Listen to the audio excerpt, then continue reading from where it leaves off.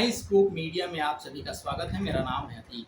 देश और प्रदेश की राजनीतिक हलचल को जानने के लिए सब्सक्राइब करें हमारा चैनल। महाराष्ट्र में इस बार राजनीतिक संकट की बुनियाद शिवसेना के अंदर से ही रखी गई है। शिवसेना नेता और महाराष्ट्र सरकार में मंत्री एकनाथ शिंदे बगावत कर चुके हैं। साथ ही ऐसा दावा कर रहे हैं कि उनके साथ 40 विधायकों का समर्थन है। पार्टी में बगावत के बीच बुधवार को महाराष्ट्र के मुख्यमंत्री उद्धव ठाकरे भी सामने आए। उन्होंने खुलकर कहा कि उन्हें कुर्सी का कोई मोह नहीं है और त्यागपत्र तैयार है।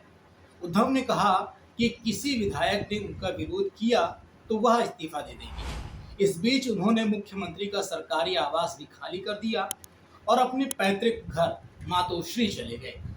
शिवसेना सांसद संजय राउत साफ साफ कह रहे हैं, ज्यादा से ज्यादा क्या होगा, हम सत्ता में नहीं होंगे। साथ ही राउत एक ट्वीट कर ऐसे संकेत दे रहे हैं कि मुख्यमंत्री उद्धव ठाकरे राज्यपाल भगत सिंह कोश्यारी से विधानसभा भंग करने की सिफारिश कर सकते हैं। राउत ने कहा है, महाराष्ट्र का मौजूदा राजनीतिक घटनाक्रम राज्य को विधानसभा भंग करने की ओर ले जा रहा है। ऐसे में जानते हैं कि आखिर महाराष्ट्र की राजनीति में अब क्या क्या हो सकता है। फिलहाल महाराष्ट्र में मुख्यमंत्री और राज्यपाल दोनों ही कोरोना संक्रमित हैं। राज्यपाल को दक्षिण मुंबई के रिलायंस फाउंडेशन अस्पताल में भर्ती कराया गया है। संविधान विशेषज्ञ कहते हैं, राज्यपाल और मुख्यमंत्री दोनों कोरोनाग्रस्त हैं। ऐसे में पहली बात यह है कि मुख्यमंत्री अगर सदन के विघटन की सिफारिश करते हैं तो राज्यपाल कह सकते हैं कि बहुमत साबित कीजिए, उसके बाद सिफारिश पर विचार किया जाएगा। जानकारों का मानना है कि बहुमत सदन के अंदर ही सिद्ध हो सकता है, तो सदन की बैठक बुलानी होगी। सदन में ही ये तय होगा कि बहुमत है कि नहीं। विशेषज्ञों का कहना है कि अगर मुख्यमंत्री को ये पता है कि वो बहुमत खो चुके हैं तो उन्हें तुरंत त्यागपत्र दे देना चाहिए। विधानसभा का गणित क्या कहता है? 288 सदस्यों वाली महाराष्ट्र में शिवसेना के 55, राष्ट्रवादी कांग्रेस यानी कि एनसीपी के 53 और कांग्रेस के 44 विधायक हैं। बीजेपी के पास कुल 106 विधायक हैं। साथ ही कुछ निर्दलीय विधायकों का भी समर्थन बीजेपी के साथ है। महाविकास अघाड़ी के पास कुल 169 विधायकों का समर्थन है। सरकार के लिए 144 विधायकों का समर्थन जरूरी है।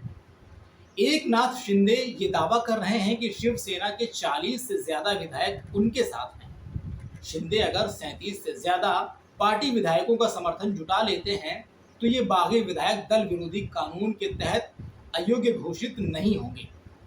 दरअसल दल बदल विरोधी कानून के तहत ये प्रावधान है कि अगर किसी पार्टी के 2/3 विधायक या सांसद दूसरी पार्टी के साथ जाना चाहें तो उनकी सदस्यता खत्म नहीं होगी। विशेषज्ञ कहते हैं कि एक और संभावना ये है कि एकनाथ 37 विधायकों का आंकड़ा नहीं छू पाए। ऐसी स्थिति में शिंदे ने जो बगावत दिखाई है उस पर पानी फिर जाएगा। ऐसे में बहुमत ना उद्धव के पास होगा, ना देवेंद्र फडणवीस के पास, और राष्ट्रपति शासन की स्थिति आ सकती है। ऐसे हालात में धारा 356 के तहत राष्ट्रपति शासन लगाया जा सकता है। ऐसा भी हो सकता है कि शिवसेना के बागी विधायक इस्तीफा दे दें और उपचुनाव में बीजेपी के टिकट ये विधायक जीतकर आएं। अगर वो जीतते हैं तो बीजेपी की सरकार बन सकती है। ऐसी स्थिति कर्नाटक में भी आ चुकी है, जब कांग्रेस और जनता दल सेक्युलर के विधायकों ने एक के बाद एक इस्तीफा देना शुरू कर दिया। इस तरह कुल 8 विधायकों ने इस्तीफा दिया और इन विधायकों ने बीजेपी से उपचुनाव लड़ा। इनमें से भाजपा के 5 विधायक चुने गए। इसके बाद बीजेपी को स्थिर सरकार के लिए जरूरी ताकत मिली। कर्नाटक के वरिष्ठ पत्रकारों का कहना है कि ऑपरेशन लोटस बीजेपी द्वारा किया गया एक नया प्रयोग था। ऑपरेशन लोटस दल बदल विरोधी कानून से बचने के लिए एक बचाव का रास्ता है। तो दोस्तों, आज के इस वीडियो में फिलहाल बस इतना ही। अगली वीडियो में आपसे फिर होगी मुलाकात। तब तक के लिए नमस्कार।